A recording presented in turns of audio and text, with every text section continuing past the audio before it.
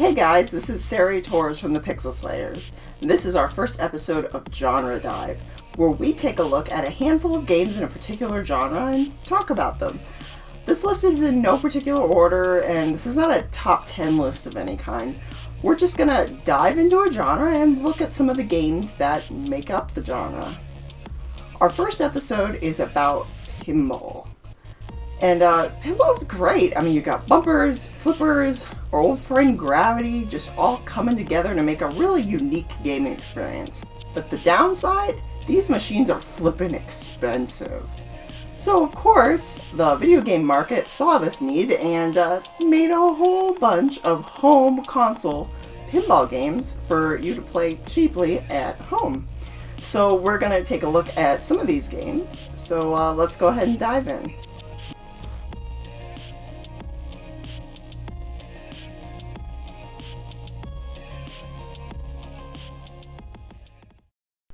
Alright, starting out, we've got Kirby's Pinball Land.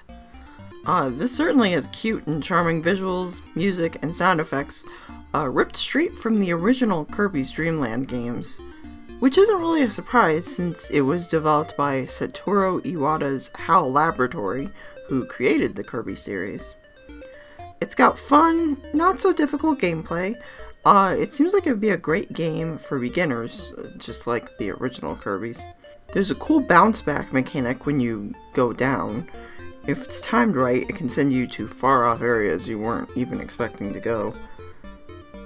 It's got mini games, defeatable enemies, and bonuses abound.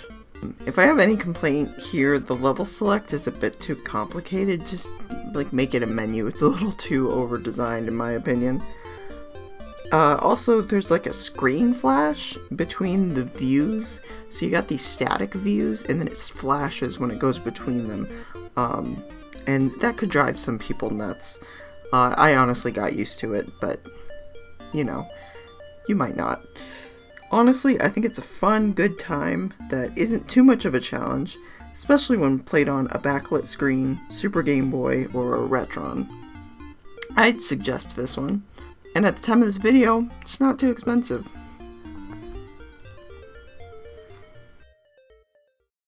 Next, we've got another pinball installment on the Game Boy. This one is enhanced for Game Boy Color, and this is Pokemon Pinball. And I love it when pinball games based on licenses really integrate that license into the gameplay. Here you're actually going to catch Pokemon, evolve them, play mini games with Pokemon, and more. The catch mechanic to me is super cool because it really is trying to make this a Pokemon game. This could not be any other game. If it's played on a Game Boy Color or better, you get bright, vibrant visuals. The music includes rearrangements from the games and the shows. The blue theme is actually the theme of the Japanese Pokemon show, which is super cool. The player must travel to different towns to catch different Pokemon, which is very important. You can actually travel a linear path in this game. If you watch my Manual Mania video on this game, there's actually a path you can follow to get to the end, and actually get rarer Pokemon the further you go in that path. And of course, you can view all of these Pokemon you have caught in your Pokédex. It's got a nice save feature that actually lets you stop in the middle of play to, you can even turn off your system, turn it back on, and you can resume right there in the middle of your game, which is super cool, and you don't see that a lot with pinball games, especially from this era. It is one of those few Game Boy games that did come with a rumble feature, which I personally find a bit distracting, but it's a cool feature to have. Honestly, I think the sequel is even better, which was on the Game Boy Advance. I'm hoping maybe I'll cover that in a part 2 to this video. Maybe. And next we've got Mario's Pinball Land for the Game Boy Advance.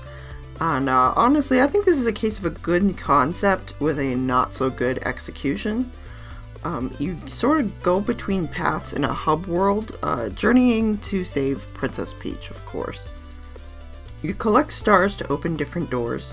but honestly the doors are a pain to open and often even harder to get through even after you do open them. The ball feels slippery and kind of difficult to control. There's often not much on screen to interact with. I kind of found myself getting bored sometimes. Losing 3 balls brings you back to the beginning hub world. I could get better at this if I played it more, but I just couldn't get myself to want to. Controlling the ball felt like climbing up a steep and slippery mountain. I can see why they didn't make any more of these. Once again, I feel like they had an alright concept here, but kind of poorly executed, which is pretty disappointing. Now moving on to the Sega Genesis, we have Sonic Spinball. Now this is how you transform a platformer into a pinball game. The gameplay is swift, but I always feel like I'm in control. The level progresses the more you play, opening up new things to do and paths to take. The save ball mechanic involves making Sonic jump out of the enemy's way. It's an interesting idea, although I found the sudden change of controls and playstyle a bit jarring. I should also note that this was released on the Game Gear as well, and that version is pretty inferior to this one. So, and there is a remastered version on the Sonic Genesis collection. So, you got a couple different ways to try this game out. I suggest either the Genesis or the Genesis collection versions. Moving on to the most recent game on this list, we've got Stern Pinball Arcade. This is on several different systems, as you will see listed here. If you're looking for a pinball experience that's a bit closer to the real thing, Stern Pinball Arcade might just be for you. Each machine is based off of a real Stern brand pinball machine, and even includes licensed machines like Ghostbusters, AC/DC, Star Trek, and many others. The game offers several different view modes, depending on your preference. The game masterfully recreates the sounds, sights, and special modes of these machines, really making them feel alive. I also like the placement of the scoreboard. The biggest negative, however, is that the load times in this game are atrocious. I even sold my Xbox One copy for a Switch copy, hoping the cartridge would speed this up a bit, but no, it's still pretty bad. Here's a little example. This is the actual wait time just to change pinball machines. Yeah, honestly, this is kind of a shame because it's a rather big flaw in an otherwise very, very good game. I'd also like to mention something that's exclusive to the Switch version is you can actually do this in the settings and play the game like this. So you're really utilizing that whole Switch screen, so that's pretty sweet.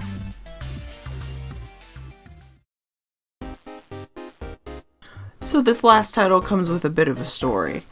I grew up playing Pinball Fantasies on our DOS computer, and I loved it. It was my first pinball experience. I've got a lot of fond memories with it.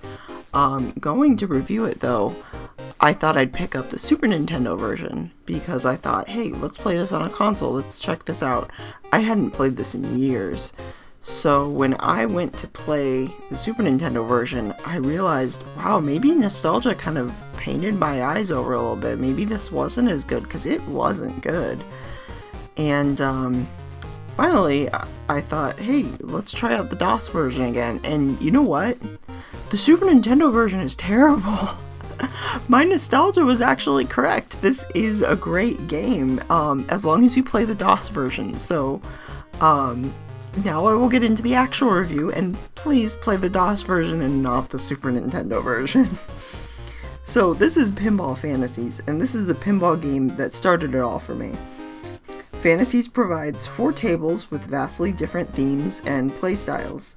Each stage has special methods to get bonuses and secrets, and finding all these is half the fun.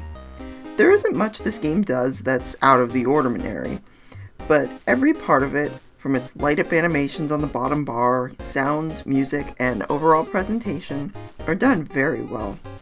It's definitely a fun pinball experience, again, as long as you do not play the Super Nintendo version.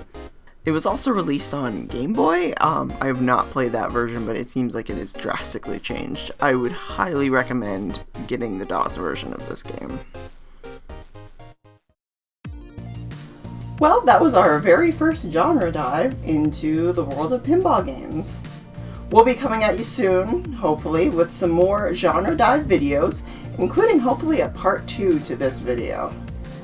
If you have a genre you would like for us to explore, or any suggestions for other cool pinball games, please leave those in the comments below. Until then, thank you for watching Pixel Slayers, and we hope to see you around again soon.